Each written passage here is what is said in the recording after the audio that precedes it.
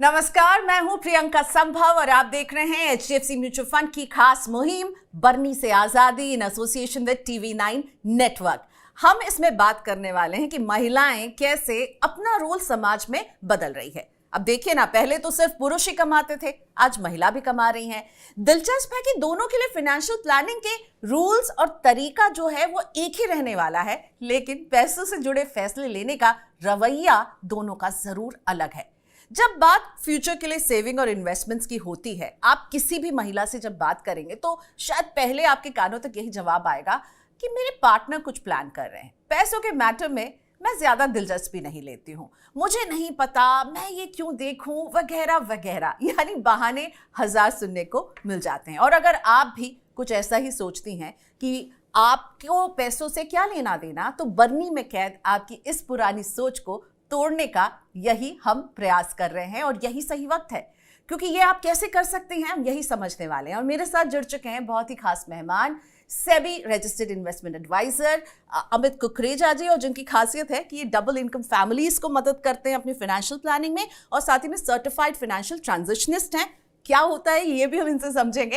Amit, welcome to मनी9। और मुझे लगता है कि हम जब महिलाओं की बात करते हैं, जो मैंने अभी शुरुआत में कहा कि महिलाएं अक्सर जो है बैक सीट ले लेती हैं, जब बात फाइनेंशियल मैटर की आती है। लेकिन जब आप कपल्स की प्लानिंग करते हैं तो आप दोनों को इन्वॉल्व करते हैं, जैसा कि आपने मुझे बताया। और जब महिलाएं भी इन्वॉल्व होती हैं फाइनेंशियल प्लानिंग में, तो क्या फर्क पड़ता है? देखिए, लेडीज का इन्वॉल्वमेंट थोड़ा सा उनका आउट ऑफ हैबिट होता है, वो अनकंफर्टेबल होती है फाइनेंशियल अफेयर्स को हैंडल करने में। बट ये एक ब्लैंकेट स्टेटमेंट की तरह ना लें। काफ़ी लेडीज़ हैं जो फाइनेंशियली इन्वॉल्व रहे हैं because of their career and profession, वो एक्टिव रहना पसंद करती हैं। जो कभी एक्टिव नहीं रहे in their childhood days, upbringing के दौरान, अगर उनके पेरेंट्स ने, पर्टिकुलरली फादर ने, उनको फाइनेंशियली इन्वॉल्व नहीं किया, तो वो बैक सीट और पैसिव रहना पसंद करते हैं। तो उनके लिए थोड़ा सा ये एरिया ऑफ डिस्कम्फर्ट हो जाता है। तो अब चीज़ें बदल रही हैं और वुमेन के लिए अनकंफर्टेबल सिचुएशन से कंफर्टेबल सिचुएशन में आना भी ज़रूरी हो रहा है, और कुछ लोगों को मज़ा भी आ रहा है। बट देखते हैं आगे जर्नी कैसे जा रही है। सो डेफिनेटली आपने कहा कि अनकंफर्टेबल से अब कंफर्टेबल पोजीशन में आ रही है। इसमें एक बहुत बड़ा रोल है कि अब जो महिलाएं हैं वो अपना पैसा कमा रही हैं, और ये उनको एक पावर देता है। जी बिल्कुल। आई मीन, मनी से जो एम्पावरमेंट होती है वो तो कोई और चीज़ बीट कर नहीं सकती। लेकिन जब वो कमाना सीख जाते हैं और कमाने में जो उनको एक अपलिफ्टमेंट महसूस होती है, एक एम्पावरमेंट फील होती है, तो वो उसी चीज़ को एक्सटेंड करके एक्सपेंडिचर में, इन्वेस्टिंग में भी रिटेन करना चाहती हैं। वो चाहती हैं कि हमारे मर्ज़ी से खर्चे डिसाइड हों और हमारे मर्ज़ी से इन्वेस्टमेंट्स हों, ताकि हमारा फाइनेंशियली फ्यूचर सिक्योर होता जाए और हम अपने बच्चों के लिए और अपने रिटायरमेंट के लिए कंट्रीब्यूट करते रहें टाइम टू टाइम। तो जब एक कपल आपके पास आते हैं कि हमें अपनी फाइनेंशियल प्लानिंग करनी है, तो आप क्या देख रहे हैं कि वाइफ्स के साथ आ रहे हैं, या आपको बोलना पड़ता है कि नहीं, वाइफ्स को भी आप साथ में लेकर के आइए? और ये दोनों के लिए मैं कहूँगी, हाउसवाइफ्स एज वेल एज जो लोग काम कर रही हैं, तो कई बार आइसोलेशन में भी लगता है मुझे कि हस्बैंड अपना प्लान कर रहे हैं, क्योंकि महिलाएं अपना प्लान कर रही हैं। इन दोनों को साथ में प्लान करना ज़रूरी है अगर दोनों कमा रहे हैं, और दोनों नहीं भी कमा रहे हैं। तो आपके पास जब आते हैं लोग, तो कैसे आते हैं? एज कपल आते हैं या एज एन इंडिविजुअल आते हैं? देखिए, आपने बहुत ही सेंसिटिव टॉपिक शुरू कर दिया है। और लास्ट वीक ही मैं एक वैलेंटाइंस डे का स्पेशल शो कर रहा था, तो इसमें हम कपल्स के फाइनेंशियल बिहेवियर को हाईलाइट करने की कोशिश कर रहे थे। जो कपल्स ऑलरेडी फाइनेंशियली अलाइंड हैं, जिनमें मनी से रिलेटेड कॉन्वर्जेशंस आराम से होती हैं, वो हमेशा साथ में आना पसंद करते हैं और वो पूरे प्रोसेस में इन्वॉल्व रहना पसंद करते हैं। लेकिन जो अलाइन नहीं है, चाहे वो दोनों कमा भी रहे हैं, दोनों फाइनेंशियली एम्प्लॉयड हैं और अपने आप को एक अच्छा सा उन्होंने करियर में मकाम हासिल कर लिया है और वो पैसे बना के चल रहे हैं, और अगर उनमें अलाइनमेंट नहीं है तो वो फिर अकेले आना पसंद करते हैं। और उस वक्त हमारा चैलेंज ये हो जाता है कि कैसे दोनों को इन्फ्लुएंस करके अलाइंड रखें और दोनों को एक दूसरे के बारे में ज़्यादा अवेयर करें, ताकि जो डिसीजन मेकिंग हो वो कलेक्टिव हो, कोलैबोरेटिव हो, उसमें कन्फ्रंटेशन और फ्रिक्शन ना हो, और फैमिली के फाइनेंशियल गोल्स जल्दी से एड्रेस हो जाएं। तो it's a completely subjective situation. किस कपल में क्या केमिस्ट्री चल रही है मनी रिलेटेड, वो डिसाइड करता है कि कौन कैसे इन्वॉल्व होना चाहता है। रही बात होम मेकर्स की और हाउस वाइफ की, तो इनमें नॉर्मली देखा गया है कि वो बैक सीट लेते हैं फॉर सिंपल 2-3 रीजंस। वन, उनको लगता है कि हम कमाते नहीं हैं तो शायद हमारा बोलना अच्छा नहीं है, हम बेहतर है कि उन सब्जेक्ट्स के बारे में बातचीत करें या वहाँ इन्वॉल्व हों जहाँ पे हमारा इम्पैक्ट अच्छा है, तो थोड़ा उनमें एक रिजर्वेशन होता है। दूसरे, वो उस टॉपिक से डरते हैं, उनको लगता है इस टॉपिक को डिस्कस करने से, क्योंकि हम कमाते नहीं हैं, हो सकता है घर में विवाद बढ़ जाए, फ्रिक्शन बढ़ जाए, और हम इस विवाद में किसी तरह का कंट्रीब्यूशन नहीं करना चाहते, तो हम इन्वॉल्व नहीं होना चाहेंगे। तीसरा, उनका सिंपल रीज़न होता है कि इन्वॉल्व हो भी गए तो सामने वाला क्या सोचेगा कि मैं क्यों मनी अफेयर्स में इन्वॉल्व हो रही हूँ, मैंने तो कमाया नहीं है।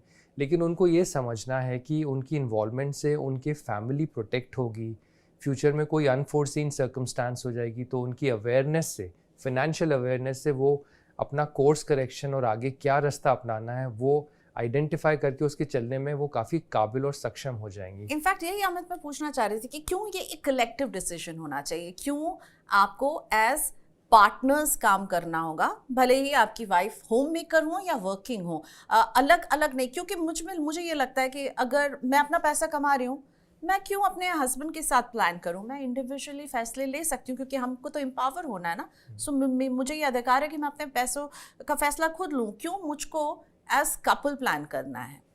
देखिए, कपल्स में एक शेयर्ड विजन होती है, एक कलेक्टिव गोल्स होते हैं। तो जब आप शेयर्ड विजन डिस्कस करते हैं अपने पार्टनर के साथ, तो उसमें मनी से रिलेटेड और मनी से अनरिलेटेड सारी सिचुएशंस आ जाती हैं। अगर आपको घर खरीदना है, क्योंकि आप दोनों को साथ में रहना है, तो आपका कलेक्टिव डिसीजन होगा। अगर आपको रिटायरमेंट लेना है तो किसको पहले लेना है और क्या दूसरा पार्टनर उसे सपोर्ट करेगा, तो वो कलेक्टिव डिसीजन होना है। अगर आपके बच्चे हैं तो बच्चे बड़े होकर कहाँ पढ़ेंगे और किस जगह उनका रहना होगा और वो कहाँ जॉब करेंगे, वो एक कलेक्टिव डिसीजन है, क्योंकि बच्चे कलेक्टिवली हुए थे। तो बच्चे, रिटायरमेंट, घर, गाड़ी, ये 3-4 ऐसी चीज़ें हैं जहाँ पे कलेक्टिव डिसीजन से लाइफ काफ़ी सिंप्लीफाई हो जाती है, स्मूथ हो जाती है और आप अपने करियर में और एक्सेल करते हैं। कुछ टॉपिक्स होते हैं जिसको हम बोलते हैं डिस्क्रिशनरी एक्सपेंस, जहाँ पे कलेक्टिव डिसीजन लेने की ज़रूरत नहीं। जैसे आपको अगर गाड़ी खरीदनी है, वो अपग्रेड करनी है, आप कर सकते हैं, और अगर उसको अपग्रेड करने से आपके रिटायरमेंट प्लान पे, बच्चों की एजुकेशन के प्लान पे, घर के लोन पे कोई बड़ा इम्पैक्ट नहीं है, तो वो डिस्क्रिशनरी एक्सपेंस आप बगैर कलेक्टिव डिसीजन के ले सकते हैं।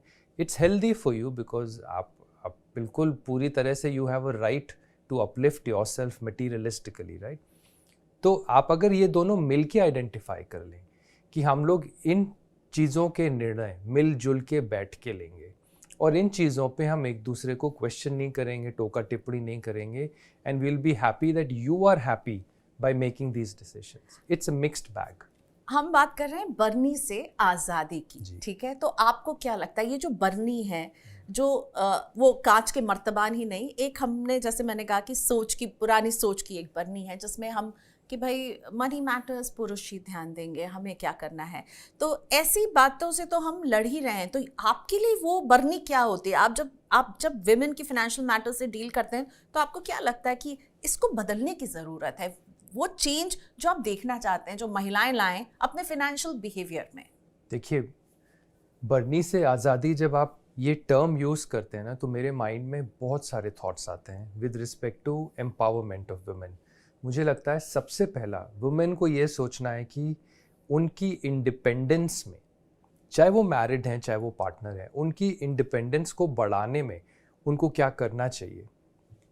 उनके सेल्फ केयर में, उनकी फाइनेंशियल वेलबींग में, उनके इमोशनल वेलबींग में, उनके स्पिरिचुअल अलाइनमेंट में, सब एस्पेक्ट्स को अगर वो परस्यू करें तो उनको क्या करना चाहिए, वो उन्हें ज़रूर आइडेंटिफाई करके करना है। इसमें फाइनेंशियल वेलनेस एक सबसे बड़ा मुद्दा आता है, सबसे बड़ा टॉपिक है।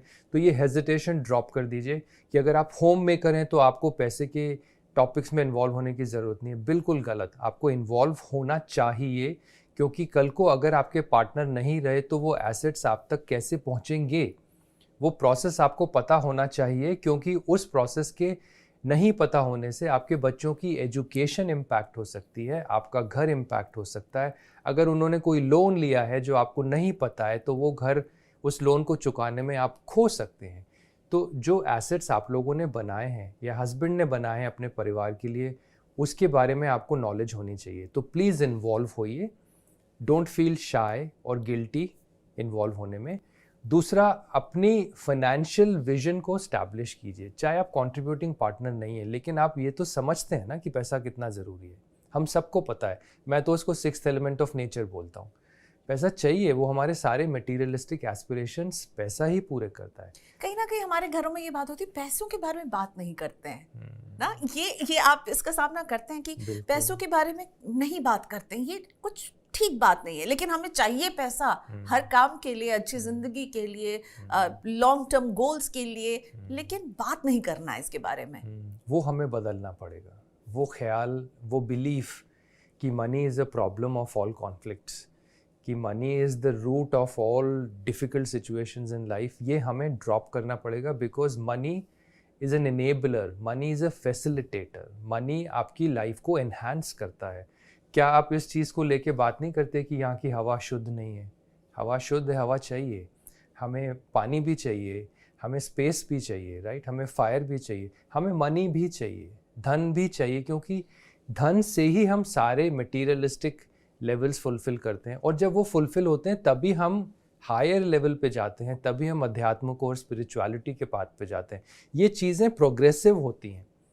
तो इन चीज़ों की, मटीरियलिस्टिक गोल्स की, एस्पिरेशंस की फुलफिलमेंट के लिए पैसे का बहुत ही महत्वपूर्ण रोल है। वो पॉजिटिव एनर्जी है, उसको आप एज एन इनेबलर डिस्कस कीजिए कि इससे हमें अचीव क्या करना है। इकट्ठा करना है शायद प्रॉब्लमैटिक है, लेकिन इकट्ठा क्यों करना है, किस पर्पस के लिए करना है, वो एक हेल्दी और पॉजिटिव कॉन्वर्सेशन है। कौन सी वो गलती हैं जो आप देखते हैं कि विमेन करती हैं जब बात आती है फाइनेंशियल प्लानिंग की, जब बात आती है लॉन्ग टर्म गोल्स को अचीव करने के लिए, खुद के लिए पैसे बचाने की, क्या गलतियां करती हैं? 2-3 बड़ी कॉमन सी मिस्टेक्स हैं। क्योंकि विमेन जो होती है ना, वो नर्चरर होती हैं, वो प्रोटेक्टर होती हैं बाय नेचर, वो बायोलॉजी है, वो the way human life has evolved. तो ये लोग नर्चरर्स एंड प्रोटेक्टर्स होते हैं, तो ये रिस्क नहीं लेते। ये सारा पैसा फिक्स डिपॉजिट में रख देते हैं। जब आप फिक्स डिपॉजिट में रखते हैं तो टैक्स ज़्यादा देते हैं।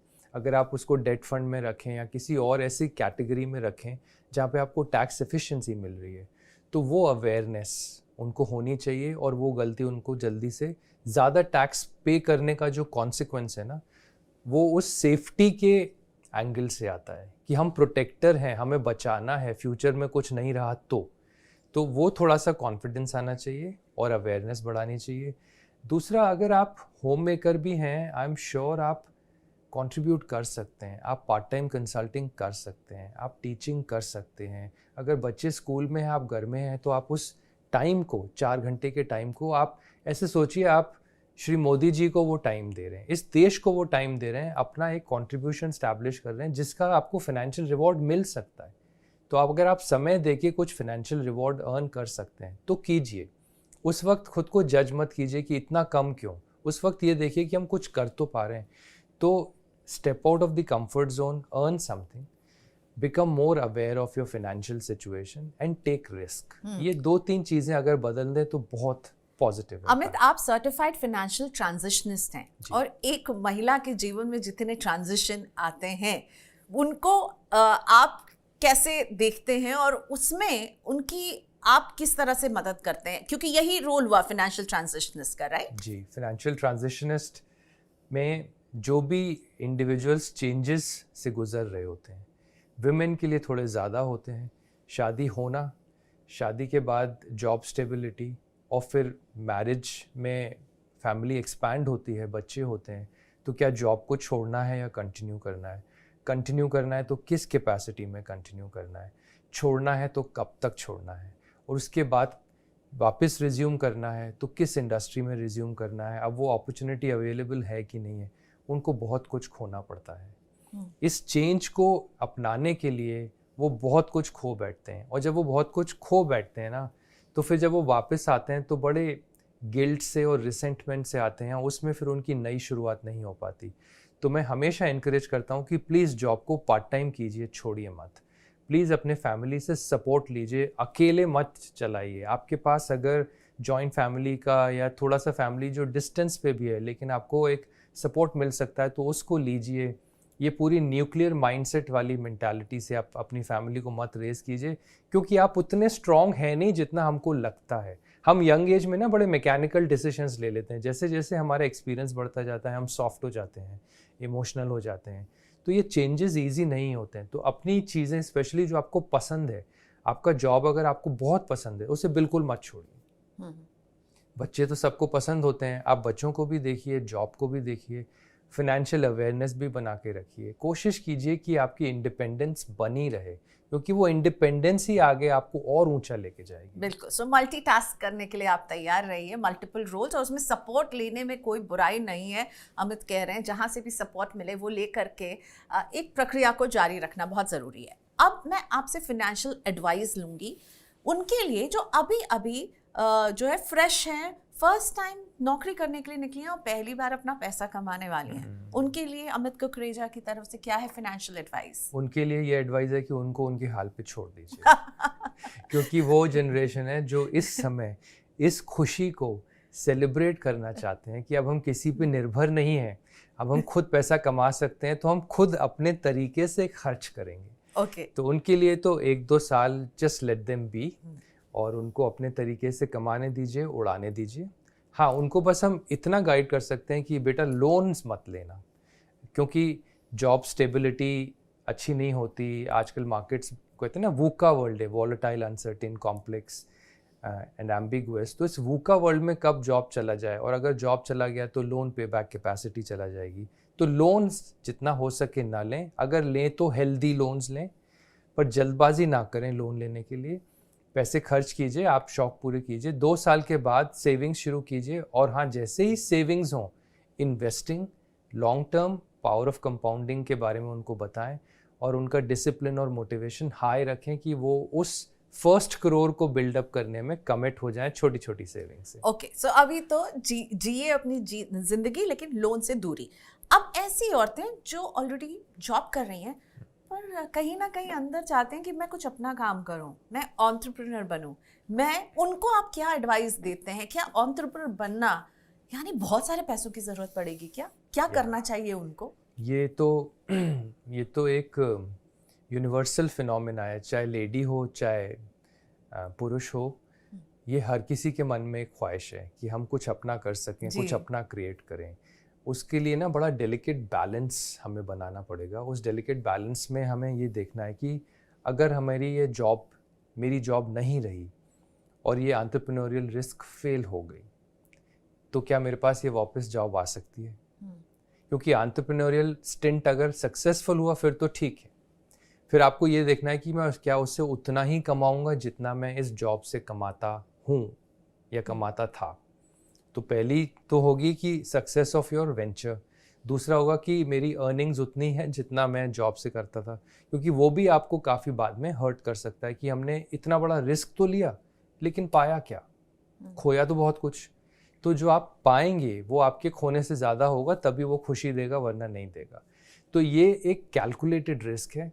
ये आप तभी ले सकते हैं जब आपका पार्टनर आपको सपोर्ट दे। अगर आप मैरिड हैं, if you have a partner, अगर उनकी जॉब स्टेबल है और आप रिस्क ले सकते हैं तो आप ले सकते हैं। अगर आप अकेले हैं और आपको सपोर्ट परिवार से मिल रहा है, पेरेंट्स से, तो भी आप ये रिस्क ले सकते हैं। और तो अगर आपको फाइनेंशियल इंडिपेंडेंस बना के रखनी है और सपोर्ट लेने में हेजिटेशन है, तो फिर आपको अपना पैसा इकट्ठा करके और अपने आप को एक टाइम फ्रेम देके कि 1 या 2 साल इसको ट्राई करेंगे, नहीं तो वापस चले जाएंगे। ये थोड़ा महिलाओं को अपने रिटायरमेंट के बाद के लिए किस तरह से अपने आप को प्रिपेयर करना चाहिए? उनको किस तरह से अपने एक regular income post retired life के लिए किस तरह से प्रिपेयर करना चाहिए? क्या वो प्लानिंग पुरुषों की प्लानिंग से अलग होगी? बिल्कुल नहीं, सब सेम है, क्योंकि हर इन्वेस्टर तो इन्वेस्टर ही है, चाहे वो जेंडर मेल है चाहे फीमेल है। और स्पेशली उस एज में जब आप रिटायरमेंट की बातें कर रहे हैं, तब तक तो दोनों काफ़ी मैच्योर हो जाते हैं। लाइफ का इतना एक्सपीरियंस, इंक्लूडिंग फाइनेंशियल एक्सपीरियंस, उनके लर्निंग में होता है ना, कि उनकी थिंकिंग सेम होती है कि एक हमें ब्रेड एंड बटर पोर्टफोलियो चाहिए जहाँ पे फिक्स्ड इनकम हर महीने आता रहे, और एक वेल्थ पोर्टफोलियो चाहिए जो इन्फ्लेशन को बीट करता रहे। और हो सके तो हम कुछ छोड़ के जाएं जो हमारे बच्चे या हमारे वो लोग जिनसे हम बहुत प्यार करते हैं उनको मिल सके। यही 3 लेवल की वेल्थ लोग बनाना चाहते हैं, चाहे वो मेल हो, चाहे फीमेल हो। तो कुछ डिफरेंट करने के लिए ज़रूरत नहीं है, बस अपना स्ट्रक्चर बना के रखें, अपना फोकस बनाएं, उसको बकेट कर दें कि एक बकेट मेरे ब्रेड एंड बटर का पोर्टफोलियो है, एक बकेट मेरा वेल्थ पोर्टफोलियो है जो हर साल इन्फ्लेशन को बीट करेगा और वो ब्रेड एंड बकेट को टॉप अप करेगा, और तीसरा मेरा लेगेसी पोर्टफोलियो जो हम छोड़ के जाएंगे और हम विल लिख के जाएंगे कि हमारे बाद ये इनको मिले। कौन सी वो राइट एज होती है जब औरतों को अब जो है अपने उस फेज में आना चाहिए जहां वो अपने भविष्य के लिए यानी अपने रिटायरमेंट के लिए प्रिपेयर करना शुरू करें? क्योंकि आपने कहा अभी नौकरी शुरू की है तो वो चिंता अभी छोड़ दीजिए, 2 साल मौज उड़ाइए। तो क्या वो 2 साल मौज उड़ाने के बाद से रिटायरमेंट की प्लानिंग करें, या थोड़ा सा मिड 40s में आकर रिटायरमेंट की प्लानिंग शुरू करनी चाहिए? आपका क्या व्यू पॉइंट है, आप क्या सजेस्ट करते हैं? सिंपल है, हर एज ग्रुप में आपको हर टाइप का स्पेंडर और सेवर मिलेगा, और जो सेवर होगा वो बहुत जल्दी इन्वेस्टर बन जाएगा। तो चाहे वो 23 साल की लड़की हो या 28 साल की महिला हो या 35 साल की महिला हो, अगर वो फाइनेंशियली एक्टिव है, savvy है, तो वो 23 साल की उम्र में ही सेव करके इन्वेस्ट करना शुरू कर देगी। और अगर वो ये चीज़ को अभी नहीं पहचानती, वो 2 साल स्पेंड करना चाहती है, उसके बाद शुरू करना चाहती है, वो भी सही रास्ता है। जितना जल्दी उनमें ये अवेयरनेस आ जाए ना कि उनकी सेविंग से एक फ्यूचर सिक्योर हो सकता है, एक बड़ा कॉर्पस पावर ऑफ कंपाउंडिंग का सपोर्ट दे सकता है, उतना अच्छा। कोई राइट एज नहीं होती प्रियंका, हर चीज़ का कोई वक्त नहीं होता। आपको जब मन करे, जब आप कन्विंस्ड हो, तब कर लीजिए। बट पैसा एनर्जी है, जितना जल्दी चैनलाइज करेंगे अपने इन्वेस्टमेंट्स की तरफ, उतना जल्दी आप बड़ा पोर्टफोलियो बना सकते हैं। सो महिलाओं के लिए एक फिनेंशियल एडवाइस जो आप अमित जी देना चाहते हैं, क्योंकि आप जब मिलते हैं बहुत सारी महिलाओं की प्लानिंग करते हैं तो आपको लगता है ये मिसिंग है, ये इनको ज़रूर करना चाहिए? पहला, get involved in financial aspects of the family, financial decisions of the family. दूसरा, don't get involved out of insecurity और जेलसी और रिसेंटमेंट। मतलब पॉजिटिव इमोशन के साथ इन्वॉल्वमेंट कीजिए कि हमें कुछ अच्छा बनाना है, मुझे अपने कंट्रीब्यूशन से, चाहे वो इंटेलेक्चुअल कंट्रीब्यूशन है, फाइनेंशियल नहीं है, मैं कुछ अपने स्पाउस के साथ बड़ा बनाना चाहती हूँ जिससे हम लोग आगे जल्दी सिक्योर रह सकें और बच्चों को अच्छा दे सकें या पेरेंट्स को अच्छा दे सकें। तो get involved as soon as possible and get involved with positive emotions like hope, optimism, co creation and creating something wonderful for the family. आपने कहा कि महिलाएं जो होती हैं वो प्रोटेक्टर होती हैं, उनको पैसा बचाना अच्छा लगता है और उसको सेफ्टी उसकी बहुत मैटर करती है, पर जब वो इन्वेस्टमेंट करने के लिए इन्वेस्टमेंट के मैदान में उतरती है तब उनका नज़रिया आप कैसा देखते हैं? तब क्या उनकी यूनिक पर्सनालिटी ट्रेट आप देखते हैं पैसों को लेकर, इन्वेस्टमेंट्स को लेकर के?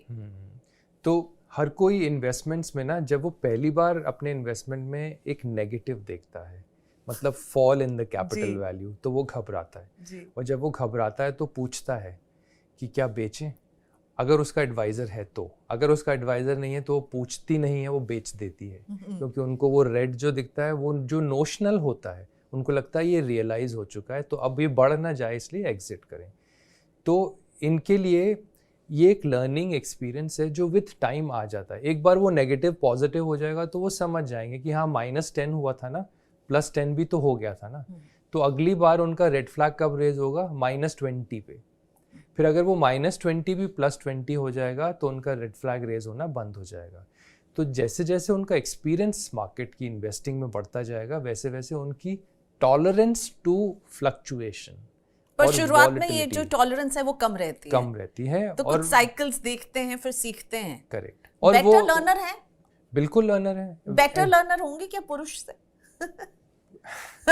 कंपैरेटिव स्टेटमेंट तो नहीं बोलूँगा प्रियंका, बट कभी कभी पुरुष भी डरते हैं, कभी कभी पुरुष इतना जल्दी नहीं लर्न कर पाते जितनी जल्दी महिला लर्न कर पाती है। Every individual is unique. I think यहाँ पे जेंडर का थोड़ा सा अगर एस्पेक्ट आता है ना तो वो उनकी अपब्रिंगिंग की वजह से आता है, लेकिन अगर दोनों को आप सिमिलर माहौल में रेस करेंगे ना प्रियंका, बिल्कुल सेम बिलीफ पैटर्न के साथ अपब्रिंगिंग में, आई थिंक वो दोनों सेम निकल के आएंगे। हो सकता है पुरुष कमजोर निकले और महिला स्ट्रॉन्गर निकले। तो आपकी बात से मुझे लग रहा है कि जो हमारे घर में अगर बेटियां हैं तो हमें उन्हें अभी से एम्पावर करना चाहिए। बिल्कुल। हम लाड में क्यों रखते हैं उनको? क्यों नहीं हम उनको बाहर अकेला भेजते हैं? क्यों नहीं हम उनको ठीक है हमारा सिक्योरिटी कंसर्न होता है, बट उनको प्लीज़ उनके डिसीजंस खुद लेने दीजिए। जितना वो इंडिपेंडेंटली अपनी लाइफ को परस्यू करेंगे उतना उनकी रिस्क टॉलरेंस बढ़ेगी, कॉन्फिडेंस बढ़ेगा, वो अचीवर बनेंगी और बहुत जल्दी अपनी बर्नी से बाहर निकलेंगी और वो परसेप्शन भी चेंज करेंगी कि कितनी इम्पैक्टफुल और कितनी पावरफुल हो सकती हैं वुमेन। बिल्कुल, तो अपब्रिंगिंग जो है वो बहुत मैटर करती है और मुझे लगता है अगर